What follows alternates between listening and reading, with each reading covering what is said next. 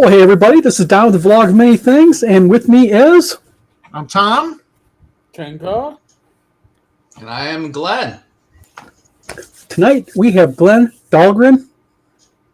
Yep. See, I pronounced it on the first try. Nice. And I don't have a cracky mic tonight. Oh my God, yeah, you're right. It wasn't plugged in all the way to my mic next to me. Fix it just for me. That's right. Want to make sure it was extra special. Yeah. Tonight, welcome to the Vlog of Many Things, and we're going to have probably a busy night tonight. St. Guthbert, how you doing? Thank you for tuning in. And Scott Mulder, thank you. We have Glenn here tonight. He's going to be talking about his books, his history, Unreal 2, Wheel of Time, Deathgate, Tandy color computers, which the archaic dinosaur next to me did not have. And lots of cool stuff. And then later on, we're going to get into lawsuits against Hasbro. Go Lawyers. And AI and Harper Collins, because I reached out and talked to my Harper Collins rep, who I liaison with for book covers. So that's right. Fugly, how you doing? Yes, it is going to be the Three Stooges theme. Ty, how you doing? Glenn, tell us a little about yourself. Sorry about that. Sure, absolutely. So I am a computer game designer, and I'm an author. And I actually, as I warned you, I'm thinking about just giving you the pitch. I do a lot of book signings. So mostly in my area, in the Bay Area, you'll find me at Barnes & Nobles. You'll find me at Half Price Books, especially over the holiday season. I have every weekend booked. And so I have a pitch. It's like a 3-minute pitch. It sounds like a pitch. I'm warning you ahead of time that I know it's a sales pitch, but I'm going to do it anyway because it's probably the best way for me to introduce you. You know what? Pitch along. As long as you're ready, then I'll go ahead and do it. So I am an award-winning fantasy author. But I'm actually in Concord in the Bay Area, but I was in Miami a couple of years ago where I was at the Reader's Favorite Awards. And that's where I won these babies.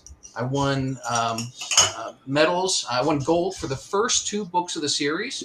But not only that, I won the Dante Rossetti and a bunch of others.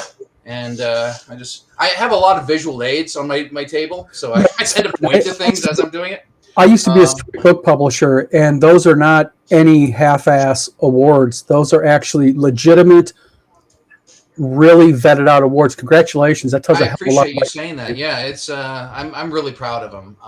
And the reason that I'm telling you this is not, hey, look how awesome I am. I just want you to know that my books come pre-vetted, meaning that if you kind of like fantasy, chances are you're going to love my books. Just like to get that out of the way. So let me tell you about the world. The world is ruled by the gods of order, and they're divided in different aspects like good and evil, law and war, and a bunch of others. They all have temples, and the temples pull from the populace and make their priests. It's really good to be a priest. You get to do all the cool magic and everything. It's not so good to be the people left behind. They're what's known as faithless. And they have to pay gold for the temples. They don't pay enough, they get auctioned off, become property of the temples. It sucks for them. Now, chaos isn't gone. Order locked it away in a vault, and it's been calling to its followers too. But everybody that shows up trying to free it, Order kills, leaving thousands of years of bones outside of this vault. However, there's a prophecy. Someone's going to show up, open that vault, release chaos, and change everything. But it's also said that the only one that can open that vault is a god. That is the story of the Child of Chaos. This book took me 20 years to write. Now, it's not the only thing I was doing during those 20 years. I'm also a computer game designer. And I've designed games like Star Trek Online and Wheel of Time and Unreal 2. Even Glee. I've done it all. But in that time, I got to work with world-class fantasy authors like Robert Jordan from Wheel of Time. There's Wheel of Time, too. Margaret Weiss and Trace Hickman from Deathgate and Dragonlance. Nice. Terry Brooks from Shannara, and even Piers Anthony. You guys know who Piers Anthony is. Oh, yeah. A lot of people I do my pitch to, they've never heard of Piers Anthony. But I grew up reading Piers Anthony. In high school, he was like my fantasy author hero. And so when I finished that book, he had so many books. I know, but you have to be of a certain age to remember Piers Anthony. Yeah, true. Even though he's still writing, you still, yeah. But when I finished that book, I really wanted him to read it. So I asked him, and he said, I'm not going to have time to read your book. Even if I did, you wouldn't like what I have to say about it because no one ever does. I said to him anyway. He read it in one night. And the next day, he sent me this review.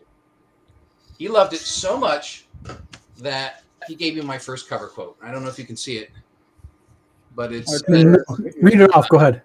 it says, this is what fantasy fiction should be. Ooh, Nice. Which is pretty Piers awesome. Anthony. Yeah. I mean, that's a Yeah, That's a seal. That's a I seal. don't know. I don't know if you've ever had your childhood hero tell you did something right, but man, it laid me out. I mean, it became a pivotal moment in my life. That and when I won those medals, it's like, all right, maybe I'm on the right track. Maybe I'm doing something good. So there's a character in this book. His name is Dauntes. He's a priest of war. He's like an action hero. Everybody loves him. He's such a fan favorite. I wrote the prequel about him. And this book has actually won more awards than that one. So this became such a critical part of the series that you can read these in either order, but you need to read both before moving on to the House of Prophecy, which just last year won the American Fiction Award. And then the finale. It actually just came out this year. The signings I'm doing right now are the launch tour for The Realm of Gods. I think it's my best book yet. The reviews are coming in. Is that the finale? It is. It's the finale of the series. The reviews are calling it a masterpiece. Their words, not mine. But in the time that it's been out, it has it has received both the American Fiction Award for this year and a medal from Reader's Favorite. Nice. So there's only one more thing I need to tell you, and that is I was doing a podcast about the Wheel of Time game. Actually, it was on the Dusty Wheel. And there was someone listening to that podcast and was the executive producer of the Wheel of Time TV series. He contacted me, and together we relaunched the game to coincide with the launch of the TV series. But in so doing, he is now evaluating my books for a potential TV series or movie. Excellent. Not only that, my old boss at Legend, where I made those games, is now head of games at Netflix. And he's shopping my books at Netflix. So you never know. Never know. cool. Well, congratulations. So that's my pitch. We'll be able to say we knew you when. That's so the way I pitch the books at that point is, hey, you never know. I'm here today. You came in today on the one day I'm signing first edition copies of these things before they blow up. Nice. Kind of cool. Nice. Yeah. But Now- it's a pretty effective pitch. I mean, I'd say maybe 50% of the people who hear it buy the books. Nice. Yeah, and because a lot of authors call themselves best-selling. I mean, when I had my publishing company, that was just someone who had one book sell. They consider themselves best-selling. But to have those type of awards attached to yourself, and then have someone like Piers Anthony, basically agree to give you a quote for your own cover, that's some real credentials. Yeah, I mean, given that not a huge amount of people have heard of me in terms of my books, I've been doing this for about 5 years. Yeah. It makes a big difference having those awards and having a luminary tell people that, hey, real quick, pay attention. Scott Mulder asked, where do we get the goodies? Where can people find you? You're on Amazon, Barnes & Noble, where? So the best place to get signed copies from me, and they're not any more expensive, is just go to my website, which is mysterium.blog. Just click on the store. Do me a favor, drop me a PM real quick on Facebook if you can, and give me the link, and I'll put it in a banner down below, and that way everybody else. Oh, you got it? I got it. I'll send it over to you right now. All right, That'd be great. perfect. Because I don't think I actually have you set up on Facebook DM I'm yet. going to PM it to you. Yeah, that is Mysterium.blog. That's what it translates to. But my store is just one click away from there. It has everything. And actually, what it also has is this, which is a short story. This is half. I have 0, I have 1, and this is half. This is between them. But you can read this on its own as well. And you can get this for free. You can download it for free as an ebook, just for clicking, just for visiting my website. Nice. All right, we got you down below. Awesome. Yeah. Come Now, visit. Oh, yeah, definitely swing by if you can. Give the man some business. I'll tell you what, selling books is hard enough, but it sounds like you have a lot of, for use a term a lot of people aren't familiar with, you got a lot of backfill behind you, which means you got a lot of vetted work behind you. You've had people read your book. You obviously put the work into it because your cover work is beautiful. Thank you very much. I actually work with a studio in Ukraine to make those covers. Gotcha. I loved them. They were affordable, but they also had unlimited changes. And so I'm an art director. I mean, from all my games, I've done art and design, but I want them the way I want them. So it takes a little while to get there, but once I get there, I'm really happy with the end result. Nice. Now, you sent me via email kind of like a background about you, okay? And I was reading your background, and you mentioned that in high school, and I think you mentioned in college, you had a game studio you operated, large, one of the biggest. Explain it. What's that's all about? So in high school, I got my first computer, which was a Tandy Color computer. And I wrote some games for that. I actually won a couple of contests in the magazines that were for there. So I figured maybe I knew what I was doing. And so I started writing adventure games. And I started working for another company called Prickly Pear Software. And then when I went into college, I was like, you know what? I can do this. Not only can I write the software, but I can sell it too. And so, but I had a great relationship with Prickly Pear. They actually got me a great ad rate with the major magazine that was there, the Rainbow magazine. And I quickly became a huge player in that space. I actually had the inside front cover of the magazine for my ads. And then I was there all the way to the end of the life cycle of the computer. And so that's why I said at the end, I was the biggest company left because there weren't that many left. But I was on the inside front cover. And so everybody knew. And actually, when I started having other people write for me, filling out my roster of games, then I knew that I was doing really well. But then Days the of computer died. floppy. Absolutely. I actually think I have a couple here. Well, I'm gonna date. Yep. And the Contras. That's when you'd go to the computer store and they'd have them hanging from the turnstile. Yep. Right. You'd spend like $5 and get a game and load it with the 2 floppies or one. Yep. And they were, a photocopied one piece of paper with the floppies inside. That's what you expected when you bought one of those things. That was damn good games back then too. Yeah. I mean, you were shit when you went to the game shop or because there was no game stores. You went to the computer store to get to get that stuff. Yeah. But actually, you got most of it mail order. That's just the way. That's the way most of those companies worked. See, I got lucky. Our local place had a lot of those games. Did they have third party? So like Tandy, Radio Shack, they carried theirs and only a select few other like third party and almost none. And those usually had to mail order them from them as well. Probably, but I wasn't exposed. I mean, to me, it was just the magic of it, of being able to go in and you kind of, I think I had more the mentality, you just got what you chose. Whatever was on there, that's what you had to choose from type thing. Yeah, and my ecosystem was all about the magazines. So you had to have a really splashy ad. You had to have something, full color that really attracted attention, and that drove all of our sales. Wow. Yeah, because the Tandy was one of the first color computers. Mm-hmm. Because I remember back in the day, my dad had an Osborne, which was the old clunky suitcase computer. We with really the down screen had a 3.5-inch, orange. I remember those things. Yep. Now, you worked on Unreal 2. What exactly did you do with Unreal 2? So, I'll just say this. This is Unreal 2. Yeah. I'll say this. If you go to my website, I have a lot of behind-the-scenes articles that talk about what a disaster they were until they finally weren't. So if you have questions about Unreal 2, if you have questions about Wheel of Time or Deathgate or even Glee Forever, I've written up articles about all of those that are a lot of fun. Unreal 2, I'll be perfectly honest, I wanted nothing to do with that game when we first started developing it. Which one? That was because Unreal 2. Really? Yes, because it wasn't my baby. it was the baby of Mike Verdu, who was a really talented guy. I mean, he's the one who's actually off in Netflix land right now.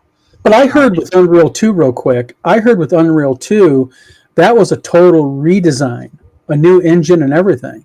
Oh, yeah. Well, they were updating their engine. It was the new version of the Unreal Engine at that point. The reason that they wanted Legend to make Unreal 2 is because we did so well with Wheel of Time. We had a really great relationship with them. We actually, in fact, when I showed the prototype that I put together for Wheel of Time to Tim Sweeney, he said later that's when he realized that licensing was a market. I mean, a viable business opportunity, because other people were doing things with this engine that he didn't envision. And that was really cool. That was a nice thing to hear.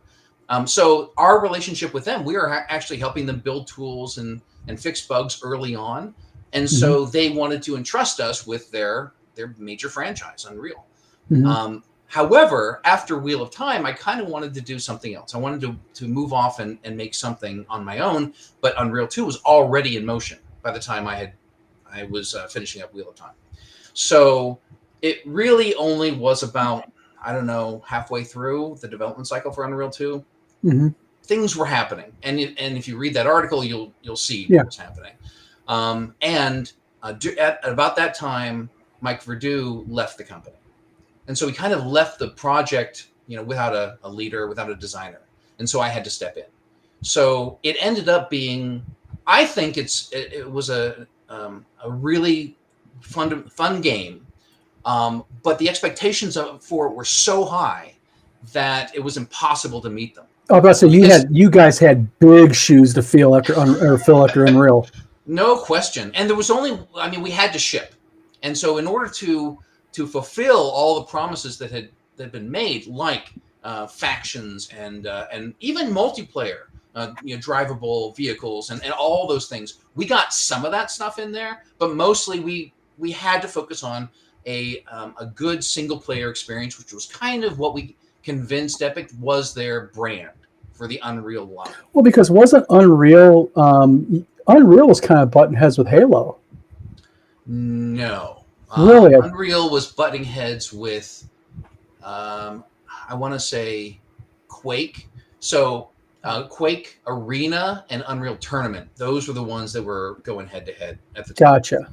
And so that's what actually they were focusing on. They were focusing on Unreal Tournament, which was their sort of multiplayer approach. And we were focusing on the single player storytelling. I mean, we were really well known for storytelling at that point. Yeah, Unreal's got a hell of a storyline to it. Right. It was a lot of fun. I mean, it wasn't my story, but I tried to tell the story that was there as well as I could. Yeah. And then after the fact, once we had shipped, we actually added multiplayer onto it. We had the drivable vehicles, we had the placeable turrets and everything. And it was great. It was called Unreal 2 XMP, and it was very well received, but it was too little too late. At that point, that ship had sailed, and we weren't going to see. And Infogram Atari at that time was shutting down. They shut down all. What was your role? Were you a storyline writer? Were you a programmer? What were you? No, I was the creative director. Creative director. Okay. All right. Yeah, for almost all my projects, I was, except the early ones, I've been creative director. So that means that I'm designing it, I'm writing the dialogue, I'm directing the art, I'm directing I'm working with the tech lead to direct the programmers. I'm directing the level designers. I'm even directing the voice. I did actually a bunch of voice acting in my games, and so that's one of the reasons I did all of my own audiobooks. So if you get my audiobooks, you'll hear my performances in. Well, I can see the carryover. I can see how writing can help you with art direction, but also art direction can help you with writing, because writing is very difficult. Because I write also, and it's especially when you get large epic level storylines, it's hard to keep track of all those characters, how they interact, and do it in a way that page 5 makes sense to page 255. Well, you make an adventure game, and then you'll understand what that process is like. It's really interesting, because that puzzle, that thing that you drop in the first few moments, might end up using the puzzle at the end. So keeping that whole thing in your head is something actually I have a lot of experience doing, and it's a lot of fun. I mean, that's want something that I excel at. And so, yeah, absolutely. I think that was a skill that I was able, but also creating stories. I mean, everything I have done in my entire career has been about storytelling. Yeah. And I got wonderful opportunities to tell stories in other people's worlds. So like, telling Wheel of Time, that's an entirely new storyline inside the Wheel of Time universe. Now, Deathgate. Oh, go ahead. No, I was going to ask about Wheel of Time. Now, you were the creative director for Wheel of Time video game, correct? Mm-hmm. Okay. Well, kind of a dumb question. All right. How does Greg or Glen Dahlgren get a job being a creative director, doing Wheel of Time, Unreal 2, Deathgate? I mean, good question. How? Well, the answer is you don't get a job being creative director for those things. You get a job being a junior programmer, fresh out of college. So yes, that's what I was doing. On those early Legend Adventure games, I was programming. So like Spellcasting 101, Time Quest, Spellcasting 201, and a few of the others. So but the thing is, if you get inside of a small group, sort of a small company, where they want to grow, and you're there early, and you have talents and skills that you can grow into those roles, you do. Gotcha. We had a time when we were scouring the world for more designers, and we couldn't find them. And what we did do is the first game that we made, where we allowed people inside the studio who weren't designers to try their hand at it, was Gateway 1, which was based on Frederick Pohl's books. And so that was Mike Verdu and Michael Lindner, myself, and a few others. Of those people, Michael Lindner and Mike Verdu and myself, those are the ones that really took to it. And so after that, I actually have the sequel to that. This is Gateway 2 Homeworld. Mike Verdu and I designed this together. And Gotcha. so it was sort of our stepping stone. And then the next one after that was Deathgate. And that was my first solo project. So it happened over time. I mean, I had to get the trust of the company. I had to get the trust of the teams. I was actually building my own teams, hiring artists, hiring programmers. And so by that time I was running the project.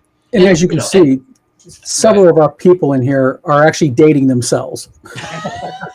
Yeah. Kim Winston says, LOL, Spellcasting 101. That's a blast from the past.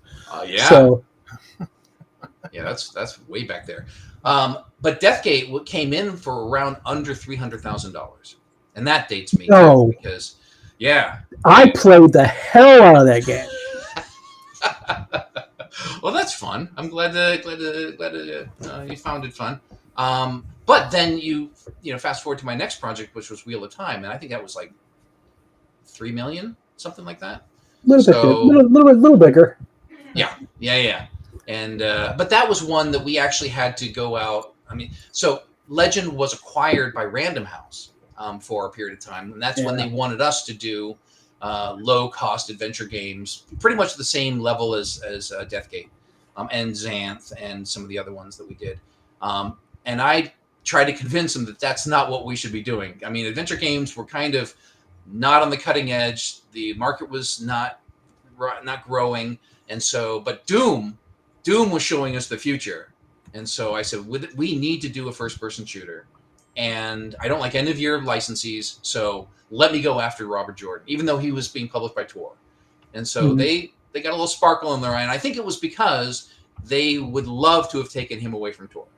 But who knows, But they gave me the opportunity, and I pitched it, and I ended up being able to make that game. And so that kept us on the map for a while. We became known as a first-person shooter studio. Now, you also said that you played D&D, or you played D&D. Dumb question. What would your opinion be of a first-person dungeon crawler? Oh, I played a few of those. Like, I think there's a few. There's a few out there. But I mean, one that, I hate to put it like this, but done very well.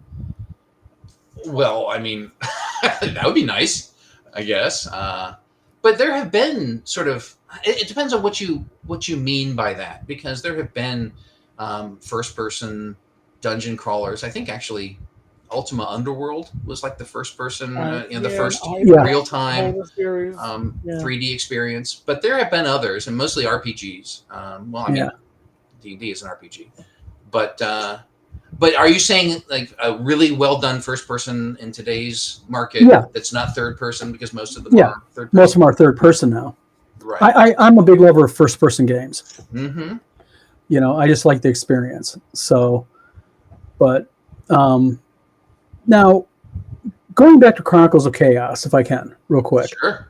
Um, I'd love to. I have a question. go ahead. Because you told us that it took you 20 years to write the first book. Right. And I think that probably out there in the audience, there's a few aspiring writers. I know I've started a book and it's kind of lingered. So when you say like 20 years, it's like, oh, there's hope for me. A lot of people find inspiration in that. How does that work? That Right. you tell us how that process works of taking 20 years to write a book, and how do you get it, when you kind of get tired of it, and then it's been sitting pigeonholed, as Mark Twain used to put it, for too long. Talk to us about that, because I think the audience would probably be interested. Sure. In that. Great Yeah, question. absolutely. So let me tell you how the idea came about for that first book. So I was actually about to pitch Wheel of Time. We were going to a bunch of different publishers, and one of them was Activision. And I was about to pitch Wheel of Time to Activision, and I got a call the night before that said, we like the game, but we don't want the license. So we need you to pitch us a version of this thing without Wheel of Time attached to it. And so I was like, oh, well, what the hell? So I have a night to come up with a different premise. And I did it. I was actually really impressed with the fact that I could come up with something that was reasonable in that amount of time. The next day, I pitched it, and the pitch went really well. They really liked it. But we ended up going with GT. And because it made more sense, GT was the publisher for Unreal. So they kind of had they were all in on the technology. And Epic was our partner in making that happen. And they liked the license. They wanted Wheel of Time. So we were all cool with that. So we made that game. And then I came back to that premise because I really liked it. And I was wondering, is there another game there? Is there something else I could do with it? And I realized it wasn't a game. It was a story. It wasn't just a story. It was a novel. And 20 years later, I finally shipped that novel. Wow. But, making games is a very work-intensive career. You spend a lot of hours on that. So I really couldn't spend a ton of time on the book during that. I tried, whenever I had an opportunity. So part of it was I just didn't have the bandwidth to be able to work on it. Mhm. But I also really needed to understand how to write a book. And so I did a lot of learning. I did a lot of thinking about the world. And I finally got, at the end of that process, I got feedback from someone that I had never heard before. And it was kind of serendipity. I accidentally sent her, I was trying to send it to somebody else, and I accidentally sent it to her. And she said, well, I believe in serendipity. I'm going to read this, and then I'm going to give you my feedback. And she did, and it was eye-opening. And it really helped me. And that it also gave me the fact that someone was telling me where it needed to be changed. I took a lot of momentum from that. And so I was able to start making a few drafts. The golden rule to authors: listen to the feedback. Oh yeah. Well, actually, Absolutely. I would say you have to take one step before that. The golden rule for authors, in fact, any creative endeavor, allow yourself to suck. What you're writing is not going to be what you end up shipping, but you can't make it better. You can't iterate until it exists. So as like Neil Gaiman said, your first draft is pretty much your outline. Your second draft is what the first draft would have been if you understood what you were writing. And then you start iterating to the point where you can actually show somebody.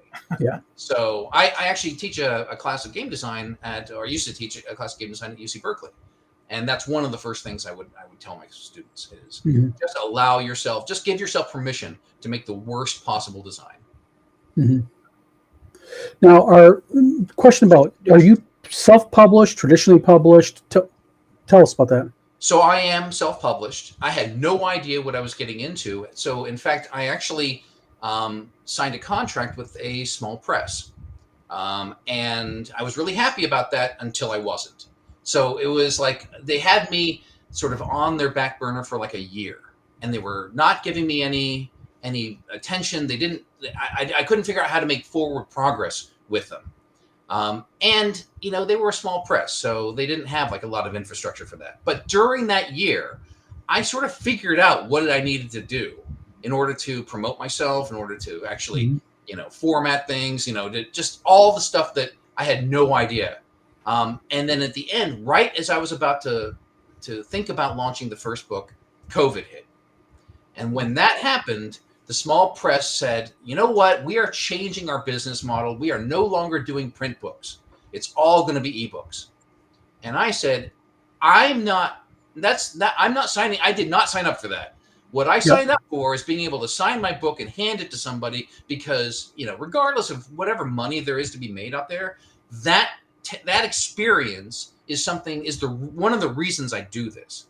And so I said, okay, I'm gone.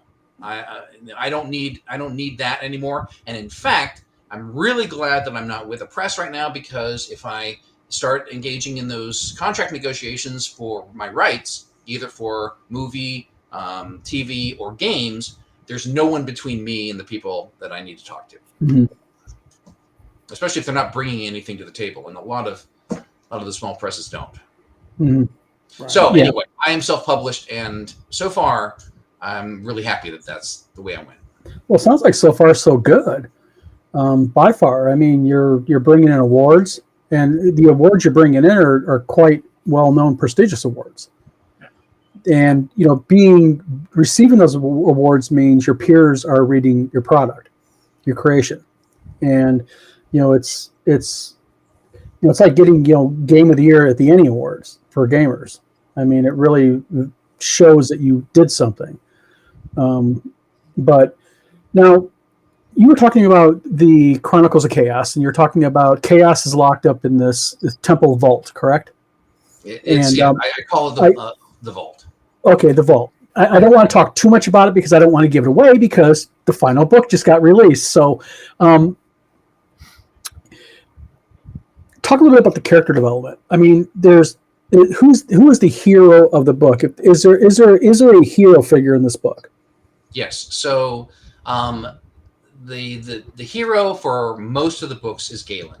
He's a kid he's drawn to chaos. He doesn't know it, but that's sort of what he's all about. He's really creative in a world that doesn't like that, because the world is controlled by order, and order likes everything to be the same, not changing. And the people who are drawn to chaos are the visionaries. They're the ones who can actually see something that doesn't exist and make changes. And chaos and order wants to shut that down. So anybody that finds themselves drawn, there's what's called a longing. And so if you have this attachment to a specific god, there's all sorts of them: charity, law, war, all of them. So all of these people are finding themselves drawn to these temples, and then they join the temple if they have that longing. And they test for the longing to make sure that you are actually supposed to be there. But if you have this longing for chaos, you end up in this cave with all these statues of the gods sort of guarding it, and then one high priest who's there to make sure that you don't leave. And I will say, that setup is not the setup for the whole series. It's only the setup for that book. And I blow up the world at the end of that book. Nice. And I didn't know that it wasn't going to be a one-shot. I thought I was just going to write one book and that was it. That's why I'm the world. And that's one of the reasons I wrote the prequel, is because I really like the world. I really like the characters. And I wanted to stick around. So I wrote the prequel. But then all the thinking that I had done in those two books showed me the way forward.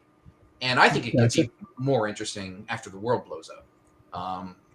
See, I think that's really cool when you think you got your story. You start off with one book, and I'm just going to write one book, and now you've got 5, and it's just it's that tells I think that's a self testament to your creativity, but also more importantly to the story. And I will say the way that I work is I didn't at least figure out what my epic story was going to be, and it probably would have been good if I had, but every book is its own story. It has its own climax, a huge climax, world-shaking consequences. You feel like you've had a whole experience. There's a cliffhanger, but it's only the little thing I put at the end, little coat at the end. Yeah. But you'll appreciate every book for itself. Now, what's your approximate page count or word count per book? I'm about, I think the first one was about 116,000 words. Okay.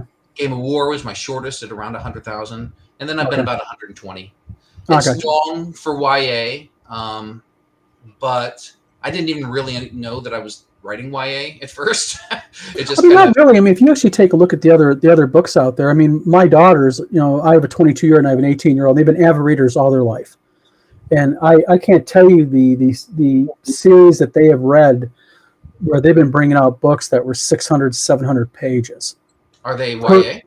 And they're YA because that's what they were really pulled into. So that usually you don't see page counts like that unless it's just pure epic fantasy. Yeah, epic fantasy can be some of it might have been, but I'm pretty sure some of it was YA, especially when they were in their 12, 13 years old, because we were pretty careful about what they read back then.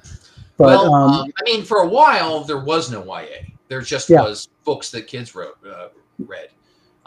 But I've seen sort of the standardized guidelines for YA are around 70,000. 75. Yeah. Yep. But I don't care. Because this is the story that I want to tell. These are the amount of pages that it takes to bingo tell. Yeah, exactly. And the thing is, like I used to tell authors all the time, is don't try for a page count or word count. Let the story dictate it. Exactly. And because I don't have an editor, well, I do have an editor, but I have an editor that I'm paying. I don't have an editor that the publisher is paying. So I don't have anyone telling me how, well, we don't want to print this many pages, so you need to keep your word count under a certain amount. Gotcha. It's all on me. I'm my own boss, so I figured this is the product as perfect as I can make it. But got a question for you. Scott Mulder says, "Are you going to WizardCon?" Now, I don't know if you know what WizardCon is. I've heard of it, but I've not got. Where is it? WizardCon is here in Michigan. It's a game convention that we're putting on. We have not. I have not brought it up to Glenn. So, Scott, not yet. I believe you're from California. Yes, I'm in California. Okay, so it'll definitely be a haul for you, but I'll send you information out most definitely because I'd love to have you. I am excited about doing conventions. I have done none. I've done plenty of signings. Here's the deal. So I go to Barnes and Noble and I go to Half Price Books. And when I say Half Price Books, people say, well, is that a used bookstore? What are you going to do there? But I found out I'm actually doing the same numbers at Half Price Books as I am at Barnes and Noble. And the thing about Half Price Books is they let the author sell directly to the customer. So I make all the money. Barnes and Noble takes a cut right off the top. And it's, it's still worth it doing at Barnes and Noble because you get to be Barnes and Noble. But those Half Price Books, those are really awesome, especially around the holidays.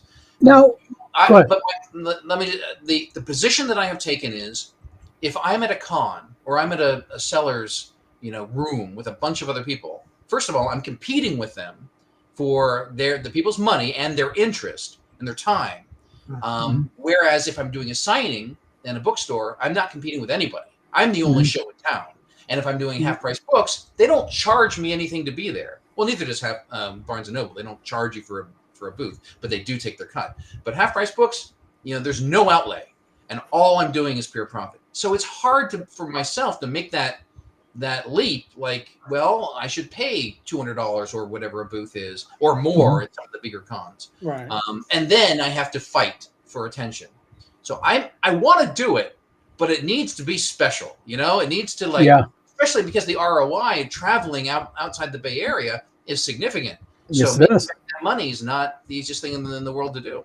Now, for those who don't go ahead, Eric. Sorry. I would say, you have a personality that would do well at conventions. All right. I go to a lot. And I go to a lot. I used to work with Frog God Games and run their booth. And to get people to your booth, you have to be personable. You have to be approachable. And you have to have a great pitch. And I do another live stream on Wednesday nights with Jim Kitchen and Bad Mike from North Texas RPG Con. And Jim Kitchen huge history in RPGs and with Games Workshop. And when we bring on guests, especially people that are creatives, he's like, give me that 3-minute elevator pitch. I want to hear your pitch. And you've got the best pitch that I've heard of anybody we've brought on. Yep. Wow, It thank doesn't you. sound canned, okay? It sounds passionate. So you, if you were at a convention, are going to stand out. I think you'd also be somebody that if you hung out after the normal, 10 to 6 at your booth, and you went to the hotel bar and hung out, you would have crowds form around you, just not to hear your pitch, but to hear you talk about what you're passionate about. He could hold. You could hold court. That's the goal. I've seen creatives literally hold court at conventions, and it's based upon the ability to present yourself. You have it. So don't sell yourself short that you're going to get lost in the mix. Trust me, most people who are running booths at conventions are just praying that somebody's going to walk up and look at their stuff. You have a personality that's going to draw people in. I appreciate that. I get that a lot from the managers of the bookstores because they say a lot of the people that they have in doing signings, they sit there, they look at their phone, and they sell maybe 5 books. Right. I situate myself right by the entrance. As soon as someone comes by, I say, "Would you like a free bookmark?" Everybody says yes. I give them a bookmark, and then I say, "Do you like fantasy books?" And a lot of the times they say yes. And I say, "Well, then we need to have a conversation." And then I immediately go into my pitch. And then, as I said, 50% of the times we're selling.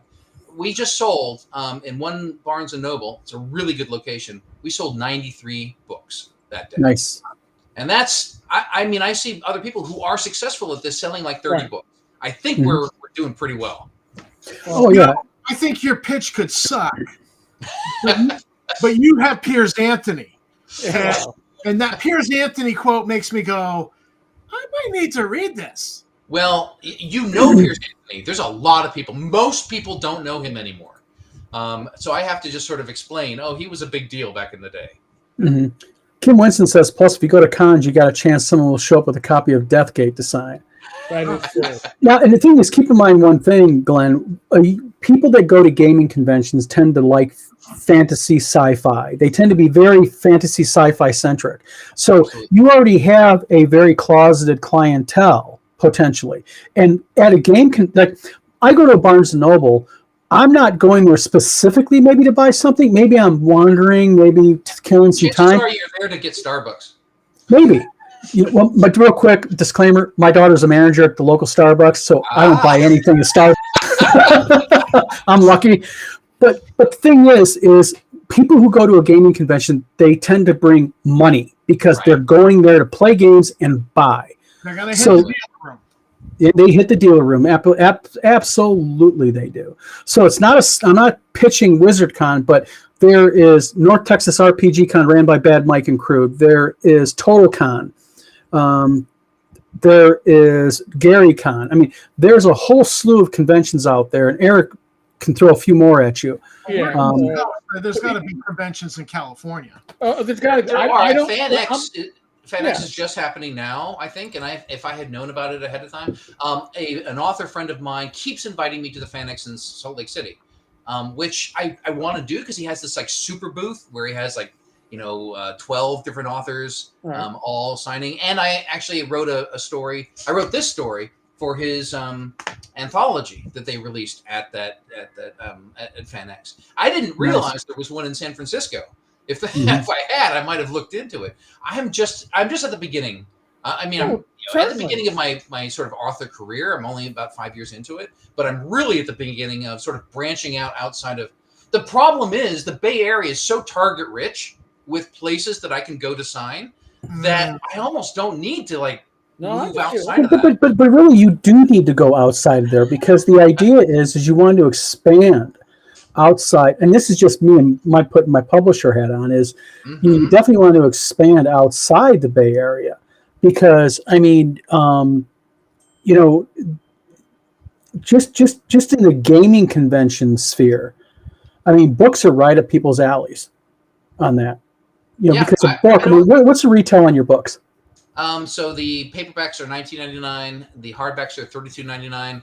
And actually, here's the pitch. If you go to my website and you buy the whole series, you get 15% off the whole thing. So it's almost like getting a free book. Now, are they 6x9 or 5.5 by 7.5? What They or are 6x9s? Okay, yeah. So they're standard paperback industry size. Yeah. So hey, $19.99. That's a good price. I mean, that's really right down the average. I mean, for what a good novel, about 120,000. Copy. I mean, when we get into the holiday season, that a lot of people aren't necessarily buying for themselves. Getting a book signed by the author for someone that they love, that they know loves fantasy, but hasn't necessarily read the series, and they know it's good. I mean, it's got a bunch of awards.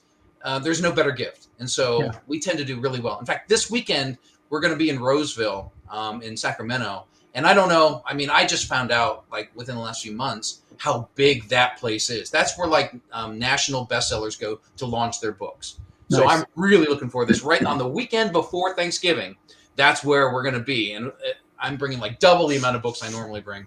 Mhm. Wow. Yeah. Nice, really nice. Gonna branch into something a little different for you. You know, Harper Collins. What I'm not. I want to talk a little bit about something Harper Collins is doing with authors, and I'd like to get your feedback as an author. And it's not. I'm not getting into an AI debate, okay? Because in the gaming sphere, in general, AI has a brick wall between it. I mean, either you are pro AI or you are anti AI, and there are very few people balancing themselves on the top of that brick wall. Right. But Eric, maybe you can explain a little bit better what happened with HarperCollins and such. Well, HarperCollins now it's an opt-in for non-fiction authors at the moment to opt in their works. Apparently, the numbers that the article said, I think, was $2,500 for access to one of your works to feed their AI. To one of your works. One of your works. It's a one-time. What are they getting for that from that one work? They are getting to add. You know, AI is powered by generally scraping the internet. Right. For this way, they're doing it legitimately. I'll use quotations with that. On the up and up. On the up and up, they're saying, "Hey, we're paying for the access." Right. And at the moment, again, they're. It's weird because the article talks about somebody who writes child fiction, yet they also state that they're only going for non-fiction authors at the moment. Well, that's why. And backlisted titles only. Yeah. Okay, but that's why I asked the question: what are they looking for? For nonfiction, it's like, are they looking for style? Are they looking for like your literary approach, or are they looking for the facts? You know, well, for the facts, that's one thing. Right. You know, one title is not going to get them all the facts in the world. Well, I think what they're doing, Glenn, is I think they're taking all of the information in the manuscript and they're installing it into these AI scrapers. And I don't know if you know how AI works. From what I've researched a little bit, so what they're doing is they're trying to feed these databases. Yeah. And my questions, I came up with a whole bunch. I said, they want to sell only backlisted titles. Okay, I know why they're doing that, because they're not wanting to step on anyone's current IP, right? Quote unquote current IP. But why are they wanting to submit only nonfiction? That's a big one with me. And well, not only that, they're not even telling you which AI company you're licensing your work to. Right. Exactly. They're the middleman, but they're not telling you who's the ultimate licenser. Because I do contract cover work for HarperCollins and also contract cover work for Del Rey. And I'll guarantee before Glen Del Rey died, he'd be turning over his grave right now over this shit. But my liaison at HarperCollins, I asked her directly, who's the AI company? Right. And she's like, we can't say. That's a big one to me. That's kind of sketchy. Well, it's like the reason that I ask that particular question is they have to lay out what they're getting it for, right? I mean, I understand that that's the way these models work. That's the way these AI systems work. They absorb that information, but they're getting like style. They're getting your approach to the storytelling. or nonfiction. But I'm guessing they're getting facts out of nonfiction. But if they're only getting one, what are they getting? Can they now generate a book in the style of X, in the style of that person? And that's what I'm not excited about. If they only get one of my books, suddenly, I had a kid who knew about AI, and he bought one book, and I hadn't released the finale yet of the series. He's like, I'm just going to feed all this into AI and have it write me a finale. I'm like, what the hell? No, you're not going to do that. Well, see, that's what I think they're doing. Is I think they're looking for style and tone and tempo, because I think what's coming down the pipe, and I think that this has been going on in movies for a long time with these more realistic cartoon-like animated movies, is they're looking, I think, to, instead of having to take Glen Dahlgren and say, we'll option your series for X amount of dollars, they say, tell you what we're going to do. We want your world. We want your information. We'll give you a licensing fee, and we'll write all the books using it. That's what I think is currently.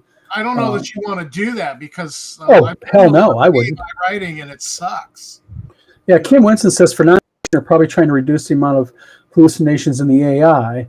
Yeah. And then Kim goes on and says, currently the biggest area of scrutiny lots of consultants are using to test AI is seeing how often it hallucinates and provides clearly ridiculous answers to simple questions. Yes.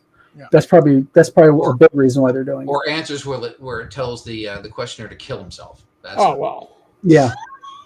Well, you can approach an AI and say, hey, I told the AI to write a Shakespearean love sonnet in the style of Shakespeare, and it wrote one, and I'm reading it going, well, this really does feel like Shakespeare. And then I read it to my wife, and she was all like, oh, and then I admitted it was AI, and then she never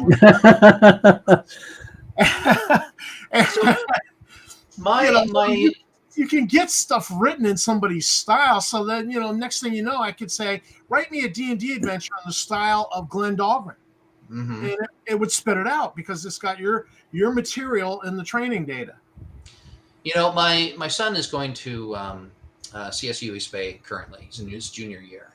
And what I didn't realize is ChatGPT has become sort of incorporated into the whole environment there, the learning environment. Because they have to tell you what you are allowed to use it and what you're not allowed to use it for. And what I found out is when you are learning how to code, he's actually an artist, but one of those classes has him coding. The ChatGPT ends up being a TA. So it will debug your program for you and let you know alternative ways to do what you're doing. Is it really how accurate can that be? It is very accurate. It is really smart about what it's producing. And it will write code that works. I don't know if it's worthwhile getting a degree in CS anymore.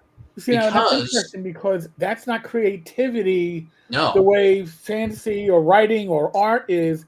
This is literally dealing with numbers, and numbers have repetition. Although some people would tell you there is creativity in coding. I'm not saying there isn't, but it's saying it's something that is more AI focused, something that AI, I almost want to say instinctually, has a better grasp of, because it's not trying to understand the human mind and emotions. You don't necessarily need a soul to write code. Right. It doesn't need a soul. It can be robotic writing that out, and it doesn't. It either works or it doesn't. Fiction is very different. That's going to be the quote of the night. Doesn't need a soul to write code. There you go. I like that. I'm not saying that people who write code don't have souls, though. David Flo is somewhere in here sitting there going, Kim says generative AI is actually reasonably good at suggesting fixes to code, because code has hard rules. True. And I know, and I also, so Mike Verdu, again, the guy who was the studio head at Legend and is now at Netflix, he is focused on using generative AI to enhance productivity. So I guess you have a smaller team working with AI to generate assets for games. I guess. I'm not entirely sure. Honestly, if I was doing that, I would want generative AI to be fast enough to be able to generate assets on the fly. because what that maybe can do is allow the player to have more influence in the experience. Because I love the idea. I've never been about player-generated content, but I love the idea of player-influenced content. So you are using the tools inside the game to make something and invest yourself in it. It's a lot of designs that I have made have been sort of along those lines. Because I wonder if people are using it to make skins or make their own environments, like in Unreal. Well, actually, Unreal, the editor, has some of those tools. So you can say, this is a forest, build it out. And it will do that. And so you don't need an artist to go in and place every tree or, do all that stuff. And it does help a lot. Mm-hmm. Well, when you say player influenced content, that's almost like a dungeon master, because as the players do things I don't expect, I go, that's a cool idea. We're going to roll with that. And I love when the players, totally mess up my adventure. I've had adventures where, the bad guy was supposed to get away because there's a part 2 and they shoot his air car out of the sky with one lucky shot with a laser and it goes crashing down and burning. And, I was like, well, all right, we're going to roll with this. This was cool that he did that one aim shot and got it. And it was just blew up my whole adventure. And I just think that's great when the adventure does not survive the player characters. And so this sounds like using generative AI as a DM to do stuff on the fly, which, again, I've been a proponent against AI, particularly because of the abuse of artists. Right. So I'm like, geez, this. What you're talking about is interactive storytelling. And that has been sort of the holy grail inside adventure gaming for decades. In fact, Chris Crawford came up with a thing that he never got to work called the Erasmatron, I think. It was all about interactive storytelling, trying to figure out the nuggets of story and be able to put them together in different ways to allow the player to form his own story. The example that everybody gives is a grandpa telling a story to his grandson, going to try to put him to sleep.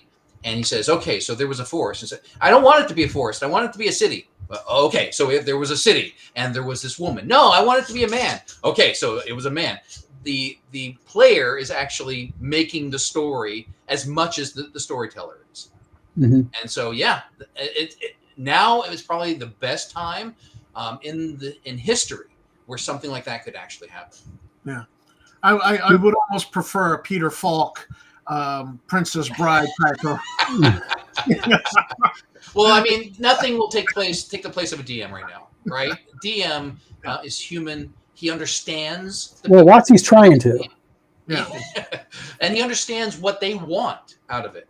And so he is able to deliver that story, that experience, knowing his audience. And also the other thing is that when you've got a group of friends, you get to know these people and you start to have this shared, jokes and shared shorthand. Exactly. And you'll say things, and so it becomes part of that too. And you're not going to get that with the generative AI at this point, I don't think. I would say that probably a huge draw of playing in a gaming group is knowing that DM and what he can make and looking forward to what he comes up with, not just AI 3, what it's going to spew out, because, playing a role-playing game, online or whatever is not the same thing as having someone you know and trust making an experience for you. And actually that goes back to something I always say, which is it's all about the player giving me their trust. Because I've played games where they have broken my trust. They have given me puzzles that just don't work, are not logical, and make me want to throw the disc against the wall. Once you've broken my trust, you're done. I'm not playing your game anymore. But if I can convince you that you've put your faith in me because I am taking care of your experience, I am protecting your experience, then you're going to have a good time. Yeah, and Fugly says something that I think that when that day happens, it'll be a very sad day indeed for gaming and for players. He says there will become a day that players will never have known the live interaction of a DM. Yeah, I don't think that's true. you go to a convention and you sit in a game with, like I've sat in with Eric's games at conventions down at ShireCon, and you sit in and it's just magical. It's just magical sitting in a game. And even a game I didn't like, there was some weird West game Tammy and I sat in on. We had fun, even though I decided about 10 minutes into this process, I didn't like the game. 400-page rule book and no, it's bigger than that. We're talking about Weird Frontiers. It's about 850 pages. Wow. When it went to print on demand, they had to break it into 2 volumes because they couldn't do a POD that size. Had fun. I had fun. We had a great time. Tammy did some unusual things with the stuff on her character sheet. Great time. I hated the game, but I still had fun, and I enjoyed the other players at the table and the jokes. There was joking, and it was just the human element. You really enjoyed the human element. Yeah. And you can't get that with AI. Not yet. Now, Glenn, you're an hour.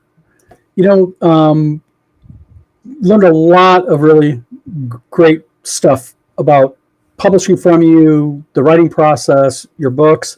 What's next for Glenn? Yeah. So I've actually continued to work designing. Actually, my last project was the metaverse version of Sephora, believe it or not. So I occasionally, freelance doing design. There's another game coming up that I might be involved with. Depends on if he gets the financing. I don't know. But the one thing I do know about is the books that I'm writing. So you were right in identifying The Realm of Gods as the finale to the series. I wrote it to be the finale. It's an awesome conclusion. Brings a lot of the threads to their conclusion. But every single review that I got said, "I love it, but I want more." So I said, you know what? I agree. I actually kind of set the stage a little bit with the last line in that book. I left the door open for myself, but I knew, I spent 25 years in this world with these characters, and I love them too much to let them go. So I am writing a sequel series. It's 7 years after the events of the last book, but with many of the same people in the same world. And we get to find out what happens next. And I'm about 15,000 words into it, and I'm having a blast. Nice. Excellent. Nice. Well, Glenn, you know what? We really appreciate you coming on. Definitely. You are the type of host that we really like to have. We could have a host every week like that. This channel would be blown up with subscribers by now. Yeah. Well, I really appreciate you having me on. I didn't know about you guys until I saw Jolly posting about the interview you did not too long ago. Against Whitman? With Whitman? Yes. Yeah, I heard some of the things from Jolly's perspective about what happened there, and so I was really interested to see, what he had to say for himself about that. So that's how I got. Well, hopefully he talked favorably about us. So. Well, I didn't speak to Jolly, but I just saw your show, and so okay, good deal. Good deal. Yeah. But actually, that connection is really interesting because, Knights of the Dinner Table I've been a big fan for a long time. They did a review of your books. So so I sent my first book in to Jolly, hoping that, maybe he would take a look at it.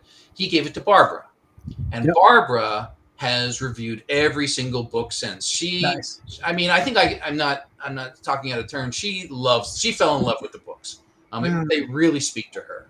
And so every book that's come out, I can't wait to see her reviews of them. And I don't know any other book that has had like every book in the series reviewed in the pages of Knights of the Dinner Table. So that's kind of cool. But yeah, geez, like the first manuscript that goes out is going to Barbara. Nice. So so yeah, I really, anyway, that's how I found out about you guys. Is the good deal. Well, you know what? Again, we appreciate you coming on. You see, Ken was good for something. True. That's true. Eric, you're going to have to eat your words on that. You got to agree. Ken was good for that, at least. Listen, I didn't rip Ken's head off. the cop in me came out. I got to admit, but I was well behaved. Honestly, the way you guys interacted with him convinced me that it was a show that I wanted to come on. Thank you.